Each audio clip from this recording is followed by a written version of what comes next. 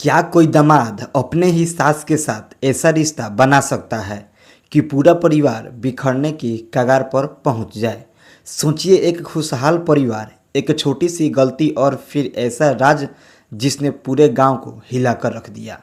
जब इस राज का पर्दाफाश हुआ तो घर में ऐसा तूफान आया जिसकी किसी ने कल्पना भी नहीं की थी। आखिर ऐसा क्या हुआ कि रिश्ते की सारी सीमाएं टूट गई? क्या सच सामने आने के बाद परिवार बच पाया? जानिए इस चौंका देने वाली कहानी का पूरा सच। लेकिन अंत तक जरूर देखिए, क्योंकि आखिरी मोड़ पर आपको हैरान कर देगा। यह मामला आंध्र प्रदेश के एक छोटे से गांव का है, जहां एक साधारण परिवार में यह सब कुछ हुआ। इस गांव में मालिनी नाम की एक युवा लड़की रहती थी। वह अपने माता पिता के साथ एकदम खुशहाल जिंदगी बसर कर रही थी। मालिनी के पिता एक किसान थे जो अपने खेतों में काम करते थे, परिवार का पेट पालते थे। घर की गृहस्थी संभालने वाली थी मालिनी। मालिनी की कांता कांता अभी पूरी तरह से जवान और खूबसूरत थी। वह अपनी उम्र से काफ़ी दिखती थी और गांव में अपने आकर्षण के लिए जानी जाती थी। जैसे जैसे मालकिन बड़ी होने लगी, उसके पिता को उसकी शादी की चिंता सताने लगी। उन्होंने आसपास अच्छा वर ढूंढना शुरू किया। तभी उन्हें विनोद नाम का एक लड़का मिला। विनोद शहर में एक दाल फैक्ट्री में काम करता था और अच्छा खासा पैसा कमा लेता था।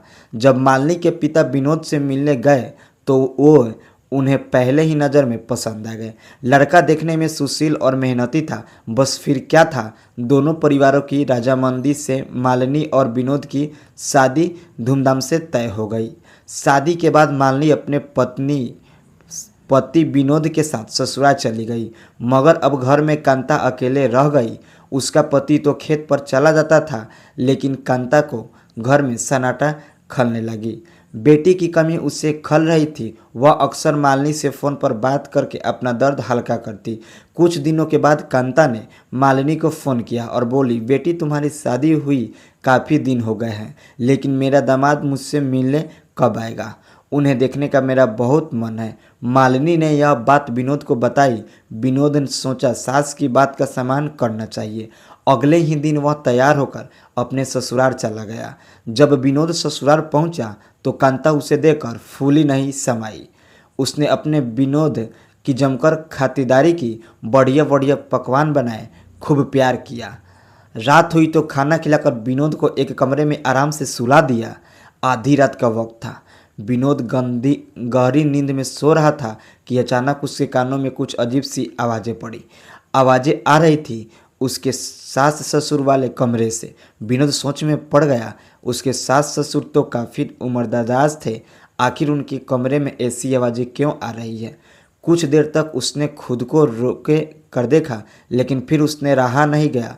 वह उठा और चुपके से उनके कमरे के दरवाजे के पास गया। दरवाज़ा अंदर से बंद था। तभी उसकी नज़र दीवार पर बने एक छोटे से छेद पर पड़ी। घर की दीवारों पर प्लास्टर नहीं हुआ था। विनोद ने उस छेद से झांक कर देखा। अंदर का नज़ारा देखकर वह दंग रह गया। उसके बुजुर्ग सास ससुर उस वक्त अपना कार्यक्रम कर रहे थे, जो शायद नए जोड़ों की भी शर्मसार थे। विनोद कुछ पल तो वहीं पर स्तंभ होकर उन्हें देखता रहा। उसका मन विचलित हो गया। जब उससे और देखा नहीं गया तो वह चुपचाप अपने बिस्तर पर लौट आया। उसे पूरी रात नींद नहीं आई। उसके जहन में वही दृश्य घूमता रहा। सुबह हुई, कांता ने विनोद के लिए चाय बनाई और प्यार से पिलाई। विनोद ने चाय की जमकर तारीफ की।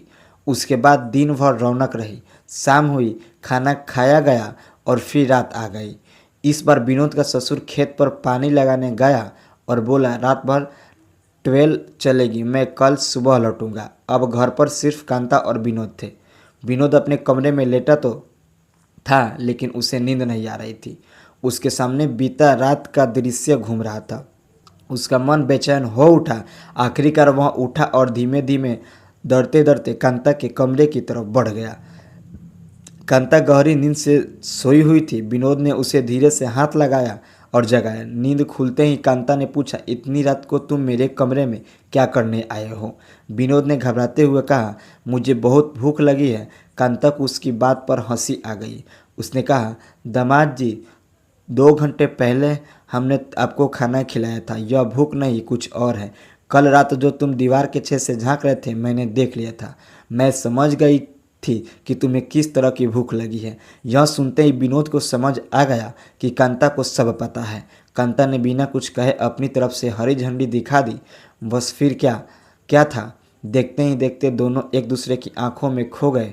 उस रात करीब 4 घंटे तक सास और दामाद अपने उस कार्यक्रम में व्यस्त रहे जिसकी कल्पना भी नहीं किया जा सकती, यानी कि ना जा सकता है। इसके बाद तो यह सिलसिला रोज का हो गया। जब भी ससुर खेत पर पानी लगाने जाता कांता और विनोद एक ही कमरे में होते। यह सिलसिला करीबन कई दिनों तक चलता रहा। विनोद ससुराल में रहकर इस अवैध संबंध का आनंद ले रहा था, लेकिन एक दिन ऐसा हुआ जो किसी ने सोचा भी नहीं था। एक रात विनोद का ससुर अचानक खेत से लौट आया। घर में आते ही उसने देखा कि उसकी पत्नी और दामाद एक ही कमरे में एक ही बिस्तर पर अपना कार्यक्रम कर रहे थे। यह देखकर वह आग बबूला हो गया।